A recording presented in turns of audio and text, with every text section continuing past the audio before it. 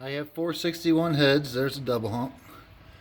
I originally doubled up the front bracket, which worked great.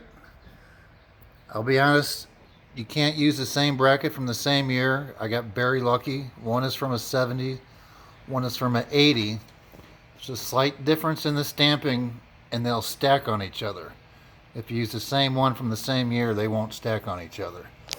I put a bolt through the hole, which is a weak spot to bolt the brackets together. I could have welded it, but I put a bolt. And then I realized, this setup worked great, never threw a belt, but every once in a while you would see the alternator pull a little this way.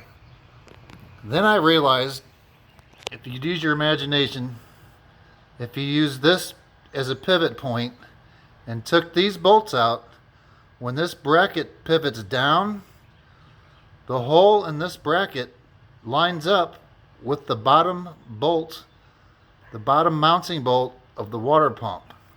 So I got a third bracket and I ground the heck out of it. It takes a while, a lot of trial and error, and it will line up with the bolt. I might have had to elongate the hole slightly,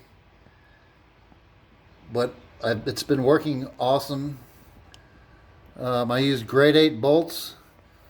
Another trick of mine, even if the threads in the alternator are good, once you adjust the belt and tighten it, always throw a nut on the back just to secure it even better. That was my solution for no holes in the head, and it's worked flawlessly. Like I said, never throw a belt, even before the back bracket. I drag race a lot. I shifted 6200. This is from a Camaro, but that doesn't matter. It's all the same setup. My upper bracket I had to get off of 80s Monte Carlo because of the different intake. The original one actually bolts here, which is weird. And that's how I did mine, and it works great.